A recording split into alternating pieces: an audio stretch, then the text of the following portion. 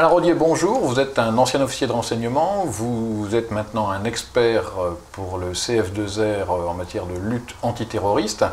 Alors aujourd'hui est débattu à l'Assemblée nationale un projet de loi qui a pour but principal de dissuader les musulmans radicalisés de basculer dans le terrorisme ou le djihadisme. Alors un volet important va être consacré à Internet et aux réseaux sociaux parce qu'il semble jouer un rôle important dans ce processus d'autoradicalisation. Donc nous allons essayer de parler de ce processus d'autoradicalisation. Alors d'abord, comment un jeune musulman aujourd'hui peut-il entrer dans l'univers de l'islam radical sur Internet ? Alors très souvent, les jeunes musulmans, effectivement, sont de leur génération, donc ils sont tombés dedans quand ils étaient tout petits, donc ils ont l'habitude de fréquenter la toile. Et ils sont intéressés automatiquement par ces sites qui sont très bien faits d'ailleurs par les djihadistes internationalistes, et ils vont voir d'abord ce qui s'y passe un petit peu pour voir de quoi il s'agit. Et ils tombent, je dirais, sous le charme de ces sites extrêmement bien faits. Et en français alors ? Et alors, généralement non, pas, la majorité sont en anglais, mais il y en a quelques-uns en français, mais vraiment très rarement, mais c'est en anglais. Mais soyons francs, au départ, c'est pas très important. Ce qui est très intéressant, c'est les images. Les images, les chants, donc c'est assez galvanisant, et c'est pour ça qu'ils sont intéressés par ce qui se passe sur ces différents sites. Et ensuite, ils passent à la phase suivante, c'est les échanges entre eux, je dirais, entre petits groupes, voire avec des gens qui sont un petit peu mieux formés, et c'est là où ils passent à la radicalité, mais en étant sans aucun contact direct au démarrage avec qui que ce soit. C'est totalement informel. D'accord. Alors là, on parle, lorsque vous parlez d'échanges, on est donc sur des forums ou bien dans les réseaux sociaux, c'est-à-dire Facebook ou bien Twitter, c'est ça ? Tout à fait. D'ailleurs, les forums sont beaucoup plus exploités maintenant sur un plan de sécurité pour eux, parce qu'ils savent que c'est beaucoup plus difficile pour les autorités à surveiller que le site qui ont pignon sur rue et qui, eux, ils le savent bien, sont sous l'œil des forces de police. D'accord. Alors, il paraît qu'il y a également des forums plus confidentiels, une fois que l'on a passé le seuil des forums grand public. Je pense à des forums comme Al-Ansar ou Al-Mourabitoun qui, là, explique de manière plus affinée, si je puis dire, comment rejoindre les filières djihadistes, comment avoir accès à ce qu'on appelle des snuff movies ou des snuff djihad, qui sont des photos d'égorgement par exemple, ou des appels de martyrs, etc. Comment accède-t-on à ces forums? C'est un processus... Donc on leur explique comment y accéder, c'est sûr. Mais après avoir été testé, après... Non, il faut pas mettre en avant ces super réseaux. Alors c'est vrai qu'il y a 10 ans, il y avait des réseaux de recrutement qui tournaient autour des mosquées, autour de salles de prière où les imams étaient autoproclamés, autour des salles de sport également. Mais cette période est un petit peu révolue parce que les forces de sécurité ont très bien compris cette affaire et donc ont surveillé étroitement ces endroits. Donc en réalité, ça se fait d'une façon tout à fait informelle et via la technologie qui permet d'accéder à ce genre d'informations. Cela dit, pour rejoindre le djihad en Syrie à l'heure actuelle, il n'y a pas besoin d'avoir beaucoup de renseignements. Il suffit de rejoindre la Turquie et c'est extrêmement facile puisqu'il n'y a pas de visa pour aller en Turquie et ensuite de basculer en Syrie à la frontière grâce aux trafiquants qui sont sur place et qui font payer tout simplement le passage de frontière. Donc il n'y a pas besoin de préparer vraiment son départ, ça se fait, je dirais, quasi naturellement. Je l'ai dit, ce sont des individus isolés, mais très souvent en petits groupes, des petits groupes de camarades qui se rendent sur place et qui, une fois qu'ils sont sur place, vont justement appeler ceux qui sont restés en France sur ces fameux sites en leur disant rejoignez-nous, rejoignez le djihad. Et un des cas très particuliers, ce sont de plus en plus des femmes maintenant qui rejoignent. Bon, ça reste très minoritaire, mais il y a beaucoup de femmes qui rejoignent leurs compagnons sur place, voire il y en a qui se marient sur Internet ou qui rejoignent et qui se marient sur place, je dirais, pour participer au djihad. D'accord, on a l'exemple, je crois, d'une Britannique très connue là, qui est partie diriger un camp de un camp d'entraînement féminin et a priori en France, nous aurions potentiellement la sœur de Mohamed Merah qui serait actuellement en Syrie, c'est cela hein? Oui, tout à fait, mais alors là aussi, il faut raison garder. Les djihadistes européens qui sont en Syrie et en Irak ne sont pas estimés d'une façon absolument extraordinaire par leurs homologues sur place. D'abord, la plupart ne parlent pas l'arabe, connaissent très mal le Coran et sont considérés éventuellement comme des espions. Donc, il ne faut pas penser qu'on leur confie des responsabilités, ils ont plutôt des tâches logistiques. Tout le monde a à l'esprit ce film où on a vu des jeunes Français enterrer des cadavres.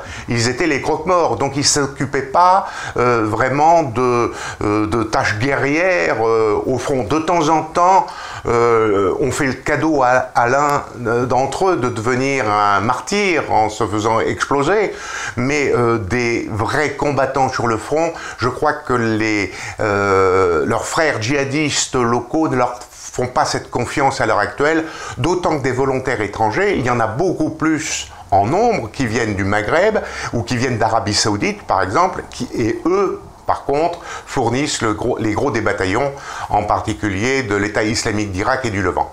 D'accord. Alors pour en revenir à Internet, la DGSI, donc les anciens renseignements généraux, ancienne DCRI, estime qu'Internet sert, je cite, au soutien logistique, financier et à l'assistance opérationnelle de groupes terroristes. Alors, comment est-ce que des apprentis djihadistes peuvent passer à l'action grâce à Internet, qui en soi n'est qu'un vecteur de communication? C'est-à-dire, comment ça se passe théoriquement, ces fameux réseaux dont je vous parlais tout à l'heure, qui sont en France, ils n'existent pas vraiment.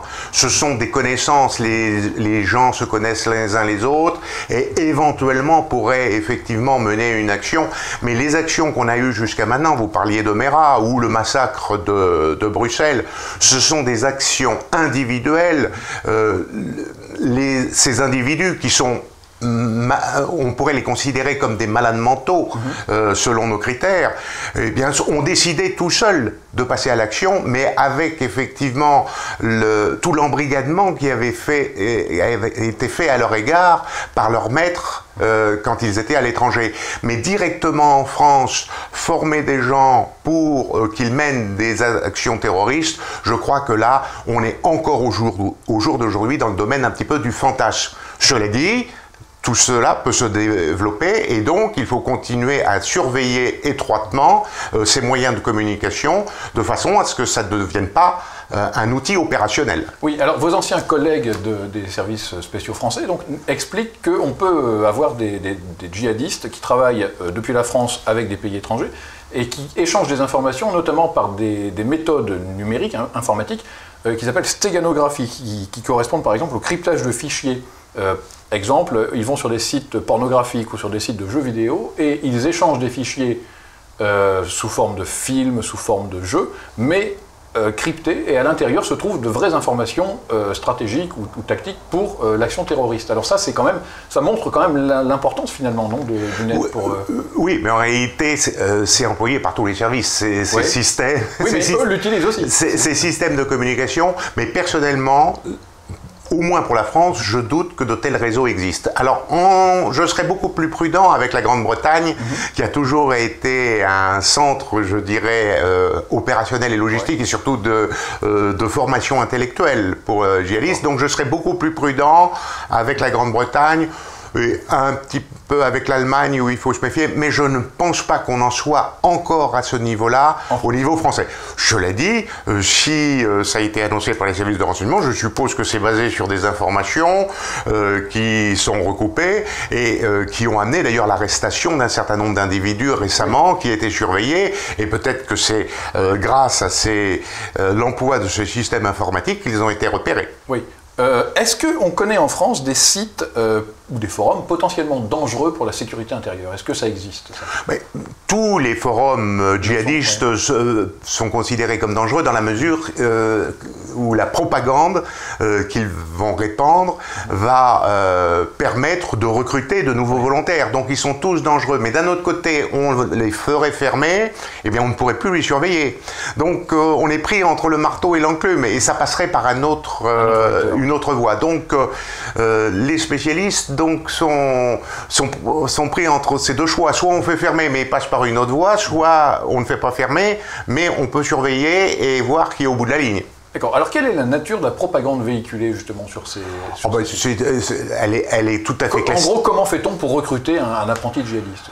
Ou pour le séduire? Il n'y a pas vraiment de processus. Il faut montrer uniquement que les musulmans sont attaqués par les juifs et les croisés. Ça, c'est le discours prioritaire, et montrer que donc ces populations ont besoin d'aide. Parce que beaucoup de djihadistes européens vont là-bas tout de même pour un idéal, il ne faut pas se le cacher. Je parlais tout à l'heure des femmes qui partent là-bas, elles ne partent pas pour cette espèce de rêve qu'ont souvent les hommes, de participer à une guerre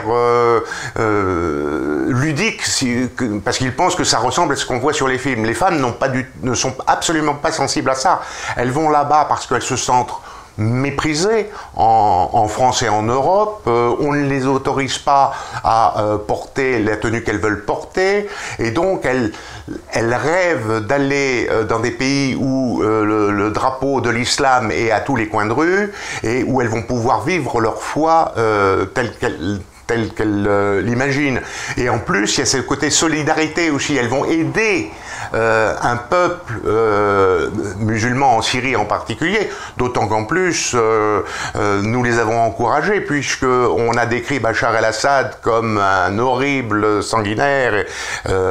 Bon, c'est certainement pas quelqu'un de sympathique, mais disons qu'on a apporté de l'eau au moulin de ce discours de recrutement qui pousse les gens à aller se battre en Syrie pour un idéal. D'accord. Alors, il y a encore 10 ans, il fallait des filières, en fait, des filières assez lourdes, donc assez facilement repérables pour rejoindre le djihad. Aujourd'hui, vous citiez tout à l'heure le fait qu'on pouvait se rendre en Turquie n'importe comment, sans visa et avec une simple carte d'identité française. Comment faire pour repérer, pour détecter les émules de Mohamed Merah ou de Mehdi Nemmouche? Alors c'est sûr que c'est pas au démarrage qu'on va pouvoir les repérer, parce que n'importe qui peut se rendre en Turquie, donc il faut avoir repéré les gens en amont. Donc il faut une surveillance permanente de certaines communautés dans des endroits, je dirais, sensibles. Mais soyons francs, nous n'avons pas les moyens de surveiller tout ce beau monde. C'est le gros problème à l'heure actuelle, c'est la masse de suspects potentiels, je dirais, est trop importante pour les moyens en nombre de fonctionnaires de police. Une surveillance 24 heures sur 24 d'une personne à risque, ben ça va prendre 20 fonctionnaires en permanence. Donc c'est quasi impossible vu le nombre de gens qui sont donc suspects.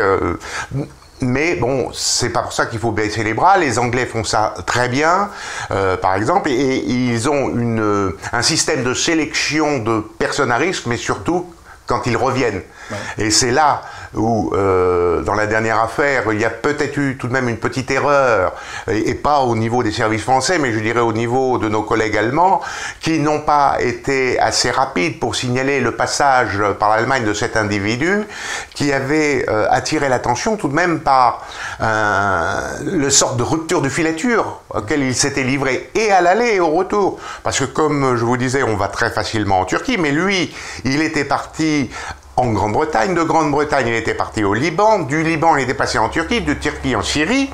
C'est déjà très curieux, quand on veut aller en Turquie, de faire ce petit détour. Et pour le retour, il est passé par l'Extrême-Orient, la Malaisie, si je me rappelle bien, et pour atterrir en Allemagne. Donc uniquement en consultant son passeport, il suffisait de voir les tampons qui étaient dessus, et le parcours atypique, plus le fait que les différentes polices avaient été averties de cette personne comme représentant un certain risque, aurait dû provoquer une réaction beaucoup plus rapide, qui n'a pas eu lieu, puisque on l'a perdu dans la nature à ce moment-là, et ça lui a permis d'aller mener son action à Bruxelles. Donc là, il y a eu effectivement une petite erreur, enfin une grosse erreur de nos amis allemands, qui ont laissé passer quelqu'un qui n'aurait pas dû rentrer comme ça aussi facilement, avec tous les indices qui s'accumulaient sur sa personne. Alors un de vos homologues, qui est François Bernard-Huy, qui est également spécialisé dans la détection des menaces contemporaines, estime qu'on ne pourra rien faire s'il n'y a pas le développement d'un bon volet en matière de répression. Il estime que la prévention est très nettement insuffisante pour lutter contre le terrorisme. Qu'en pensez-vous? Ah, mais c'est sûr que la répression est une partie majeure de l'affaire, mais pour le moment, nous avons un très gros problème avec les incarcérations en France.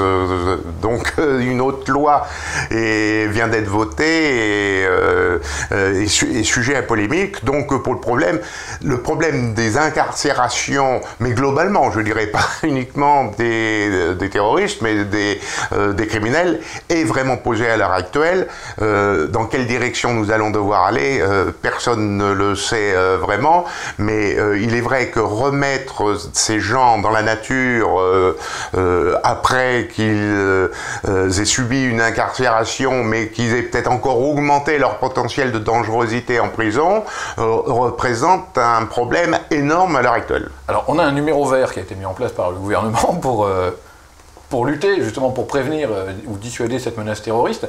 Alors, ça n'est pas inutile, mais est-ce vraiment suffisant? Et quelles mesures peut-on efficacement envisager? Alors, ce n'est pas suffisant, mais c'est mieux que rien. Oui. Ce que je veux dire, jusqu'à maintenant, si vous alliez dans un commissariat de police pour dire que votre petit-neveu se comporte pas bien à votre avis, etc., je doute personnellement que votre message a été reçu. Là, au moins, les gens vont être reçus écoutés par des gens qui sont formés, des fonctionnaires qui ont été formés et qui vont pouvoir répondre à leurs demandes. Des appels ont déjà été lancés et donc, bon, ça fonctionne, mais c'est vrai que ce n'est pas la panacée. Les autres mesures sont extrêmement difficiles, c'est-à-dire qu'il faut avoir des mesures de surveillance à l'intérieur et à l'extérieur du territoire, mais il est vrai que le problème auquel on est confronté à l'heure actuelle, c'est le nombre de djihadistes européens qui saturent nos services de surveillance, qu'ils soient intérieurs ou extérieurs. Ouais. Donc il faut vraiment essayer de faire un tri très pointu pour vraiment essayer de déceler les personnes en présentant un risque, mais vous imaginez bien que c'est extrêmement compliqué. On ne peut mettre des études psychologiques, on peut mettre des études donc en terrorisme, etc., mais ça sera toujours très difficile de déceler tous les personnes à risque, et il y en aura malheureusement peut-être une qui passera à travers les mailles du filet. Il y a de longues années, je disais, il n'est pas question de savoir s'il va y avoir un attentat terroriste en France, c'est de savoir quand et où. Donc, jusqu'à maintenant, les forces de sécurité ont tout de même bien travaillé, puisque, hormis le cas de Mera, eh bien, il n'y a pas eu d'attentat comme nous en avons connu en 1995. La preuve que les services travaillent le mieux possible, et jusqu'à maintenant, ils ont réussi à nous préserver. Mais je voudrais rajouter une autre chose, c'est qu'il faut que les Français et les Européens apprennent à vivre avec cette menace. On a bien appris à vivre avec les accidents de la route, qu'on essaye de diminuer en permanence, mais qui font beaucoup plus de morts que les attentats terroristes.